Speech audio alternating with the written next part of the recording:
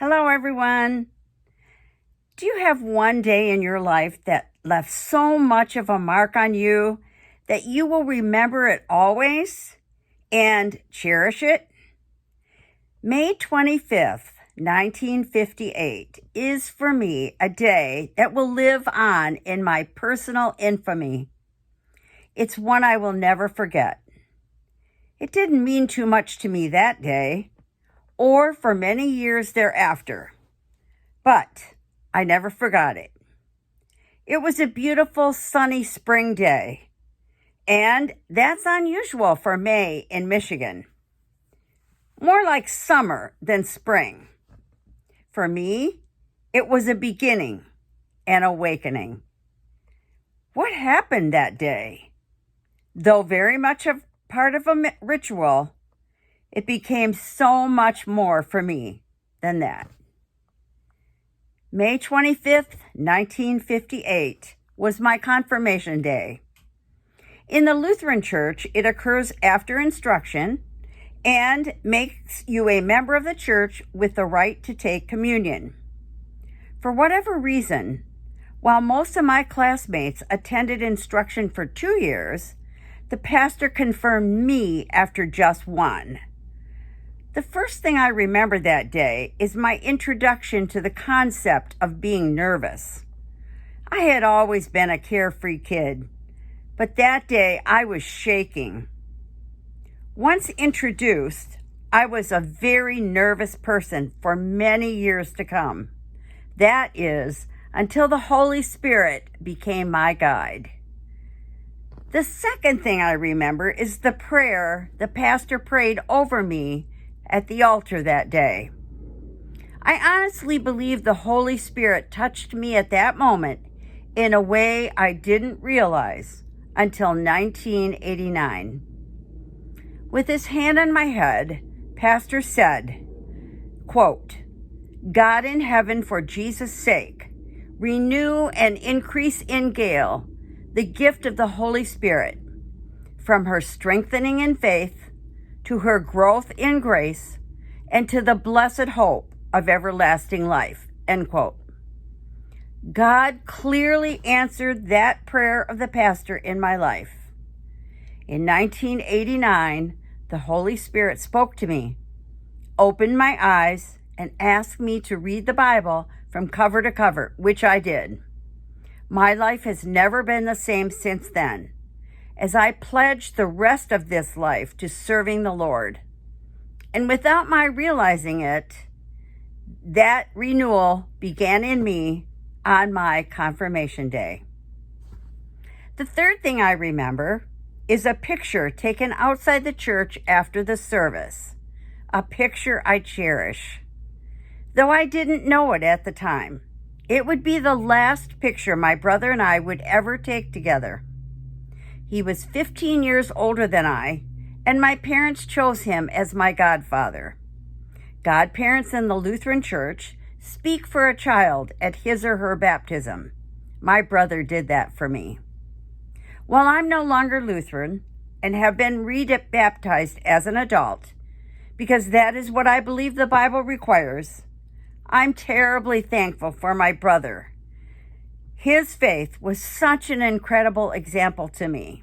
We spent some precious time together, usually singing hymns. He gave me a perfect gift that day, a hymnal in which he wrote about his faith and what he hoped mine would be.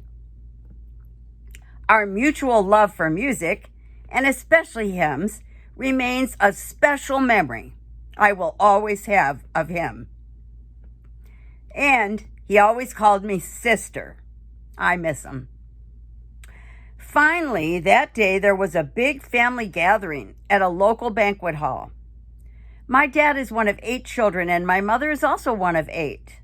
So I have 21 first cousins on my dad's side and 26 first cousins on my mother's side. My parents also had many cousins and friends who were invited. My parents each loved their families and their friends and taught me that day how important all of them were. I remember my dad's youngest sister sharing with everyone there my career goal at the time. I wanted to be a missionary. By the time I graduated from high school, though, I realized living out of the country wasn't who I was. But God never forget my words on May 25th, 1958. In 1989, the Holy Spirit led me on a missionary journey I couldn't have imagined. He asked me to read the Bible.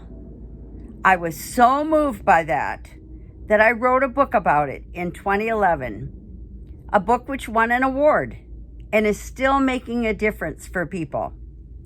I was also on the radio promoting my book all across the United States, where people's lives were touched. I've written Christian tracts and now have this video ministry.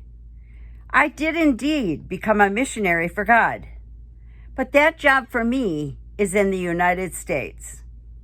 We never know how God will choose to use the hopes and dreams we share. May 25th, 1958, left an incredible mark on my life. The Jesus I loved as a child became the Holy Spirit who would, in His time, use me in service to Him. I am so blessed.